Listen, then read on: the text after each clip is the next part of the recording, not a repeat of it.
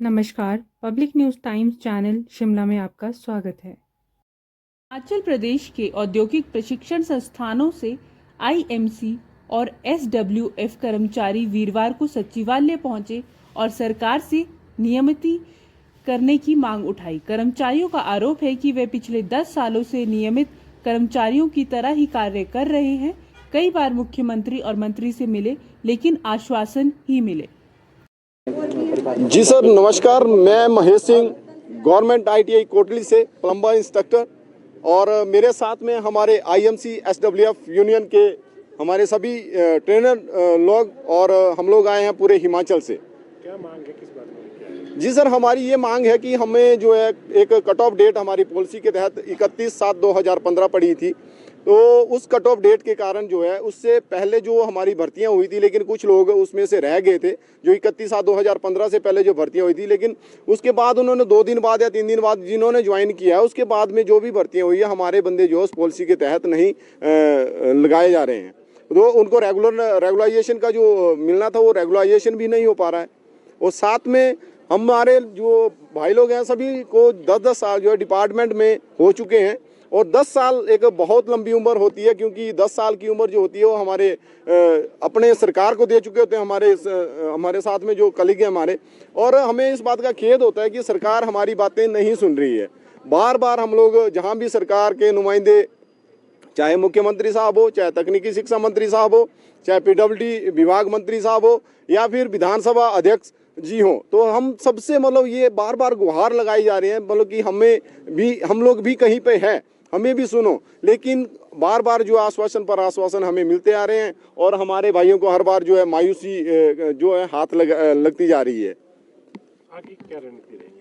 आगे की रणनीति है सर, आज 13 तारीख को हम लोगों ने सभी अपने थ्रू प्रॉपर चैनल से लेटर दिए थे, और आगे के लिए हम लोगों ने आज जो है हमारा आईएमसी एसडब्ल्यूएफ जो एसोसिएशन है वो पेंड ऑन स्ट्राइक पे है पूरे हिमाचल पर।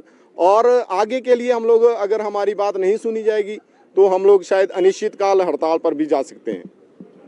जानना चाहेंगे सर, मेरा नाम मानेश्वर सिंह है और मैं as a trainer engineering drawing government ITI Bhuj में कार्यरत हूँ। अभी सर्विस से वहीं दे रहा हूँ जी। इस तरह की आपकी मांग है?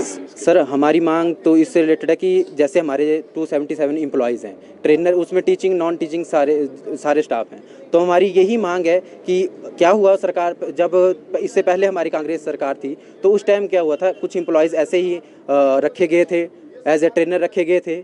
फिर 2015 में एक पॉलिसी फ्रेम की गई सरकार के द्वारा, और उस सरकार में उस पॉलिसी के तहत ये कहा गया कि जो भी हमारे टीचिंग या नॉन टीचिंग स्टाफ था, उन्होंने 9600 आवर्स अपने जो है वो कंप्लीट कर लिए, या फिर उनके जो 7 साल थे वो कंप्लीट कर लिए सर्विस में, तो उनको गवर्नमेंट कॉन्ट्रैक्ट में लाया जाएगा। तो वो पॉलिसी फ्रेम होगी, पर उसमें उसका फ़ायदा जो 2015 से पहले के एम्प्लॉयज़ थे वो तो ले चुके, पर जो 2015 में के बाद जो एम्प्लॉयज़ रह गए 277 अभी तक 2025 तक, उनको वो इस पॉलिसी के कारण सफ़र कर रहे हैं, उनको इस पॉलिसी का लाभ नहीं मिल रहा है। और हमारी यही मांग है कि उस पॉलिसी में जो डेट थी उसको हटाया जाए, और हम सभी को भी उसका जो है वो लाभ दिया जाए, ताकि हमारा परिवार सफ़र ना करें। अभी हार्डली हमारे बीच में ही कुछ एम्प्लॉयज़ थे, कुछ एम्प्लॉयज़ की डेथ हो गई। अब वो डेथ के कारण क्या हुआ, उनके जो परिवार हैं वो सफ़र कर रहे हैं, उनको कोई भी चीज़ नहीं मिली, गवर्नमेंट से कोई आश्वासन नहीं है, कोई चीज़ नहीं उनको मिली। वैसे हमारे पास बहुत से एम्प्लॉय हैं, घर में अगर कोई दिक्कत आ जाती है तो सर हम क्या करेंगे, हमारी सैलरियाँ भी 16,000 के करीब है, हम क्या करेंगे। हम मान लो कोई किसी का टेस्ट ही करवाना होगा, कोई फैमिली में बीमार हो गया, आपको पता है कि हॉस्पिटल के चक्कर लगाना ईजी नहीं है, और आजकल हमने किसी का कोई टेस्ट भी करवाना होगा तो कैसे करवाएंगे, इतना ज़्यादा पैसे लगते हैं, हम कहाँ से करवाएंगे सर? जानना चाहेंगे?